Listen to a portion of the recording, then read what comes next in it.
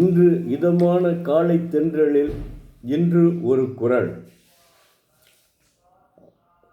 அதிகாரம் 5 இல்வாழ்க்கை. குறள் எண் 43.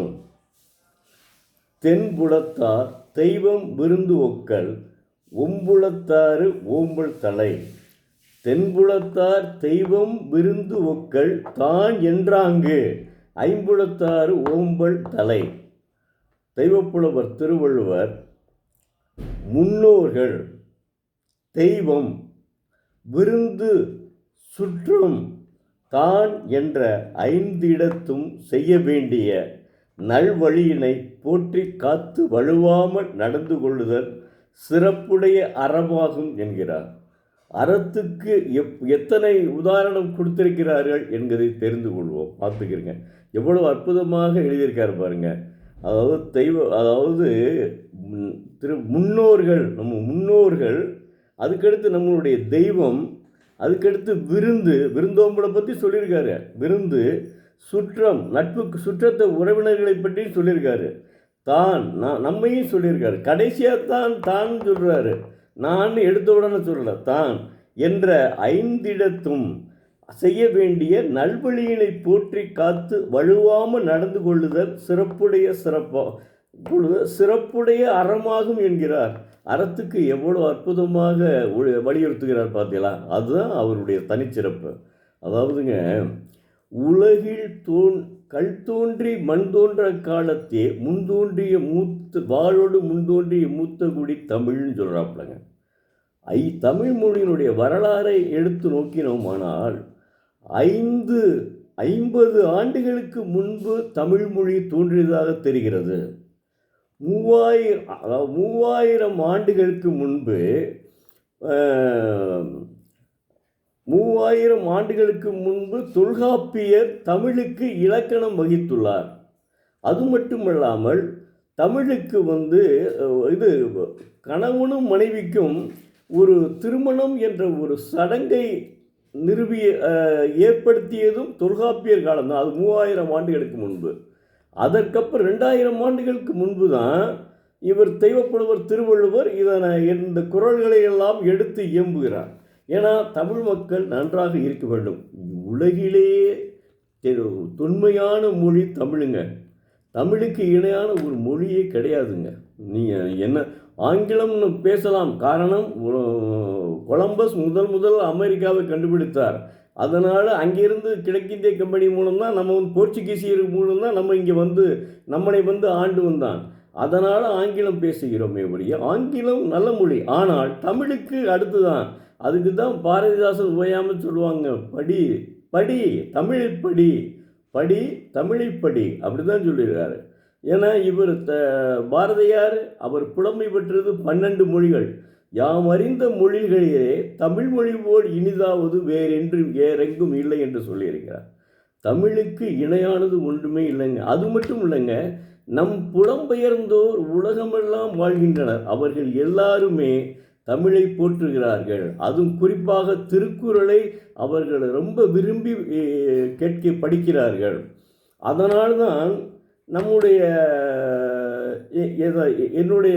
நான் சார்ந்திருக்கும் நகைச்சுவை மன்றத்தினுடைய தலைவர் மற்றும் செயலாளர் கலைமாமணி முனைவர் கு ஞானசம்பந்தன் ஐயா அவர்கள்,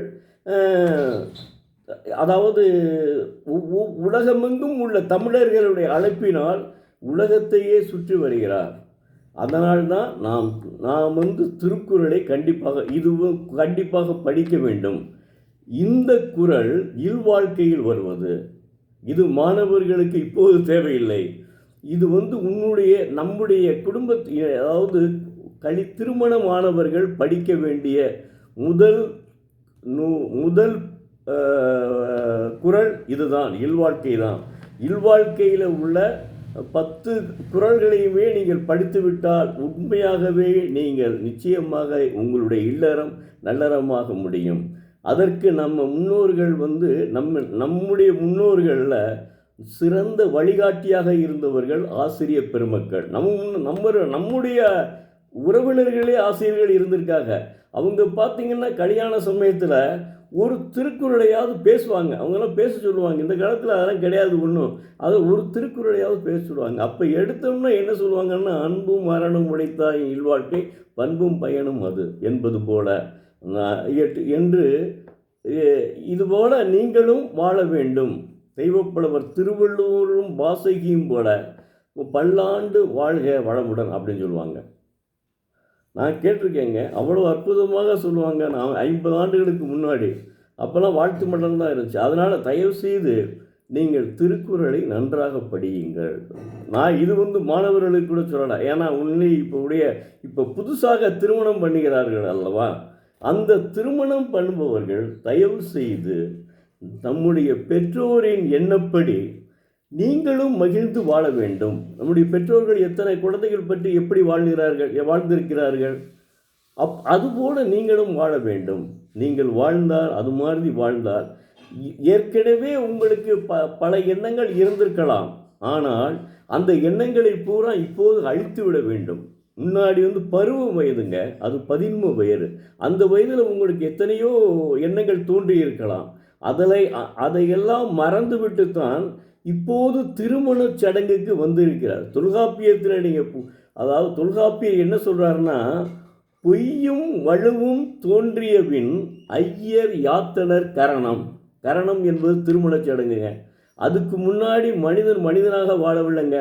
அவன் 5 அறிவு படித்த மிருகங்களாக தான் வாழ்ந்திருக்கிறான். தொல்காப்பியர் காலத்தில் இருந்துதான் மனிதன் மனிதனாக வாழ்கிறான். அதன் காரணமாக நம் உறவுகள் நம்மையும் நினைக்கும். இப்போ புதுசாக திருமணம் செய்பவர்களுக்கு தான் நான் இதை மிகவும் வற்புறுத்துகிறேன். தயவு செய்து நடந்தவையாக ஆகட்டும். ஏற்கனவே உள்ளவைகளை பற்றி நினைத்திருக்கவே கூடாது. ஏன்னா நீங்கள் கல்வி கற்றவர்கள், சாதாரணம் இல்லைங்க. நீங்கள் இப்போ உள்ள மாணவர்களுக்கு திருமணம், இப்போது வேலை பார்க்கும் இளைஞர்களுக்கு திருமணம் என்பது ஒரு பொக்கிஷம்ங்க. அதை நீங்கள் என்ன செய்ய, முன்னாடி எந்த சந்தர்ப்ப சூழ்நிலையிலும் மனிதன் மாறக்கூடிய வாய்ப்பு உண்டு. ஆனால் அதற்கு இடம் கொடுக்கக்கூடாது. இப்போ இனிமேல் திருமணம் என்று ஒரு பெண்ணை திருமணம் செய்துவிட்டால் அந்த பெண் நன்றாக இருக்க வேண்டுங்க. பாரதிதாசன் பெண்களுக்கு தாங்க முன்னுரிமை கொடுத்திருக்கிறார். அதனால் தயவு செய்து பெண்களை கண்கலங்காமல் பார்த்து கொள்ள வேண்டும். பெண்களும் ஆண்களுக்கு அடிமை இல்லை, சரி நிகர் தான். பாரதியார் தான் சொல்லியிருக்கார். அது மாதிரி நீங்களும் என்ன செய்யணும்னா, நம்ம பாரதிதாசனுடைய குடும்ப விளக்கை கொஞ்சம் படித்து பாருங்கள். திருமணமானவர்கள் தயவுசெய்து பாரதிராஜன் அதாவது புரட்சி கவிஞர் பாரதிதாசனுடைய குடும்ப விளக்கை படித்து பாருங்கள். அவ்வளோ குடும்ப விளக்கில் அவர் பெண்ணை ஒரு இறைவனாகத்தான் சொல்லுகிறார். பெண்ணை அந்த அளவுக்கு பெண்மகள் நல்லவள், சரஸ்வதி. அவர் சொல்கிறாரு, பெண்மகள் ஒரு சரஸ்வதி, கலைமகள். அதனால் பெண்களை போற்றி வணங்க வேண்டும் அப்படின்னு சொல்கிறார். அவர் ஆக்சுவலாகவே இறைபக்தி இல்லாதவர். ஆனாலும் அவர் சொல்கிறார் அப்படி குடும்ப விளக்கில். அதே மாதிரி இன்னும் சொல்கிறாரு, நல்லதொரு குடும்பம் பல்கலைக்கழகம், நல்லதொரு குடும்பம் பல்கலைக்கழகம் சொல்கிறார். பல்கலைக்கழகம்னா என்ன? எல்லா கல்லூரிகளும் சேர்ந்து ஒரு பல்கலைக்கழகம் அமைத்திருக்கிறார்கள்.